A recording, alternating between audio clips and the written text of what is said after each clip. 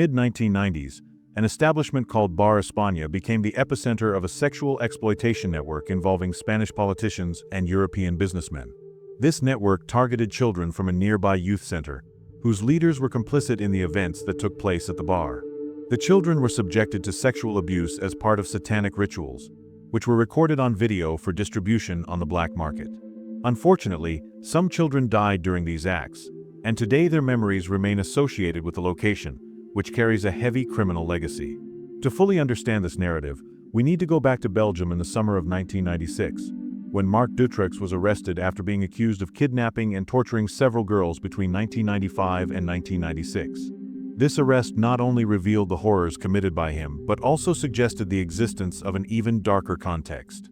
The Belgian police made judicial errors on several occasions, which prevented his capture, even after clear evidence of his guilt existed.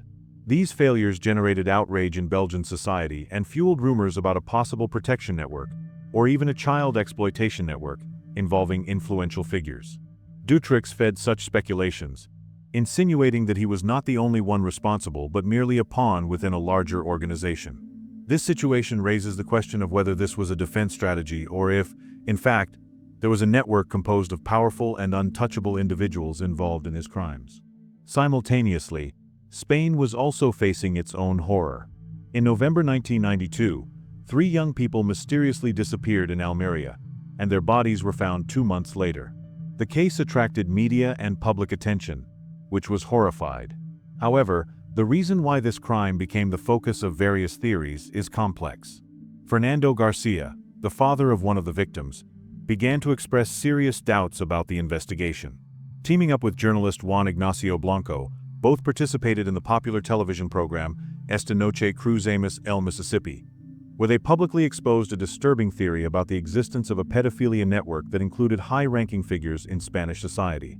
It was in this context that they began to correlate the case with other crimes that occurred in the Levant region of Spain, including a triple homicide in which 3 teenagers disappeared in 1989, and whose bodies were found the following week, in equally macabre circumstances.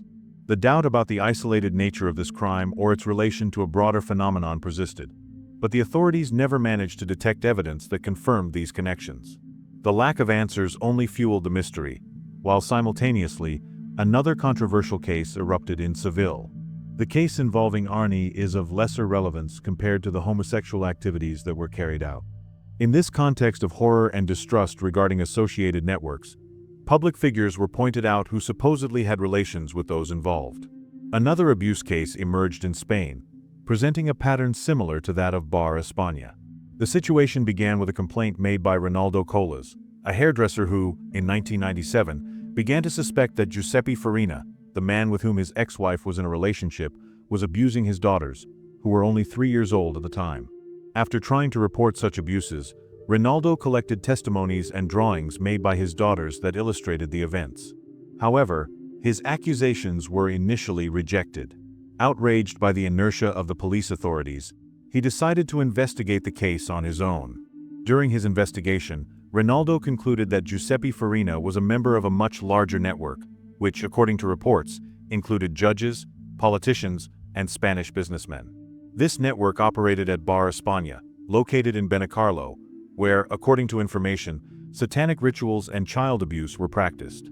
Faced with his discoveries, Ronaldo decided to take his daughters to testify to the civil guard, without informing their mother. On April 7, 1997, they went to the location and reported the abuses they had suffered to the police. The relationship between Ronaldo and his ex-wife deteriorated drastically throughout this process, resulting in mutual accusations between them. The solution proposed by the administrative authorities was the removal of custody of both daughters while the situation unfolded. During this time, Ronaldo continued to disseminate his discoveries to everyone around him. When the judge received the case, he described the allegations as implausible, resulting in a dismissal. After this decision, Ronaldo reaffirmed his suspicions, concluding that the network involved had bribed the authorities, who, in a state of desperation, began to spread the idea that they wanted to discredit him. He expressed concern for his physical integrity. However, he continued to repeat his narrative. One night, while suffering from unbearable insomnia, he went to a bar where he met a peculiar man. As he did with everyone, he shared his discoveries with this stranger, who, surprisingly, not only remained impassive but also revealed additional information about the network. The individual introduced himself as Antonio Toscano, a criminologist, journalist, psychologist, and lawyer. During the conversation, Toscano informed Ronaldo that, according to his investigations, there was a sect composed of judges, politicians, and bankers who formed a network dedicated to recruiting children from a youth center designated as Bikes Maestrat. The most curious aspect of this revelation was that Ronaldo's daughters had been interned at this center for 6 months. Toscano confirmed the veracity of the information about the bar, insinuating that something of great magnitude was being covered up. He also claimed that illegal substances were being trafficked and that abominable satanic rituals were being performed, estimating that 80 people had been captured at that location. Toscano stated that he knew individuals willing to make public accusations. After this conversation, they began investigating together. They decided to record a documentary to expose the entire case, interviewing a dozen people who reported disturbing experiences and testimonies. The recordings took place on the upper floor of Ronaldo's hair salon.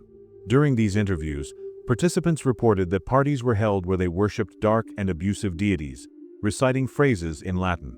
The testimonies also included accounts of how the victims were drugged to lose the will to resist and how they were passed from hand to hand, with some cases culminating in sacrifices. Among the accused were not only renowned political figures and police officers, but also judges who had rejected Ronaldo's statements. The justice system was convinced that this time, the involved parties would be heard. However, what they did not know was that the police were already waiting to capture him, accusing him of kidnapping his own daughters and inciting the children to lie by using violence against those who were supposed to protect them. Additionally, they claimed that Ronaldo had mental problems and was an alcoholic, conditions that worsened after his wife left him. To protect the minors, she sent the girls to live with their grandmother, while Ronaldo received a restraining order prohibiting him from approaching his daughters until they reached adulthood. During this period, Ronaldo acted possessively, with the sole intention of ruining his ex-wife and her new partner, inventing stories about a supposed child abduction network. After the accusations, it was evident that efforts to silence the witnesses had failed. Almost 20 witnesses reported the abuses, but throughout the process, they ended up retracting and withdrawing their statements. When the case was brought before the judge, evaluations were conducted on the children who claimed to have been abused, but no conclusive evidence was found to support these allegations. According to the president of the criminologists, bones were discovered in Spain, buried in the yard of a bar, but the National Institute of Toxicology concluded that it was not possible to confirm that they were human bones. Ultimately, without any substantial evidence, the justice system determined that everything was just Ronaldo's inventions and that the Bar España case never existed. Thus, he was sentenced to 15 months in prison for defamation, serving only 3 months.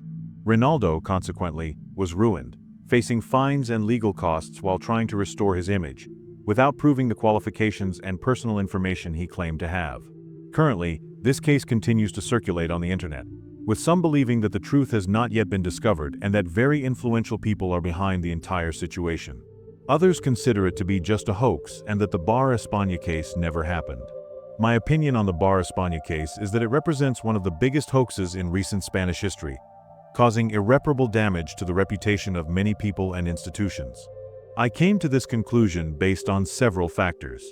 Lack of concrete evidence. Forensic investigations found no evidence to support the allegations of abuse and murder of minors. The children who claimed to have been raped did not present physical evidence to corroborate their stories, and the supposed murdered minors were never claimed by any family members. Personal motivations and revenge. The case was initiated by Ronaldo Colas, who had personal motivations and a history of resentment. He invented the story as revenge against his ex-wife, which already casts doubt on the veracity of the accusations. Spread of rumors and manipulation. Antonio Toscano encouraged Colas to record vulnerable people, often with mental problems, to confirm the allegations of abuse. This shows clear manipulation and exploitation of individuals to sustain a false narrative. Impact on reputation and moral integrity. The slanderous accusations severely affected the moral integrity and honor of the people involved, instigating hatred and distrust without solid foundations. The court recognized this by opening a trial against the propagators of the hoax. Repercussions and legal consequences. The justice system decided to penalize those who spread the lies severely, imposing heavy fines and requiring the removal of defamatory content. This reinforces the seriousness of the accused actions and the need for accountability.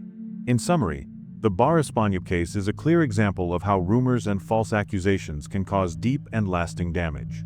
The lack of concrete evidence, the personal motivations behind the accusations, and the manipulation of vulnerable individuals are factors that support my conclusion that this case is a monumental hoax. What do you think about this case?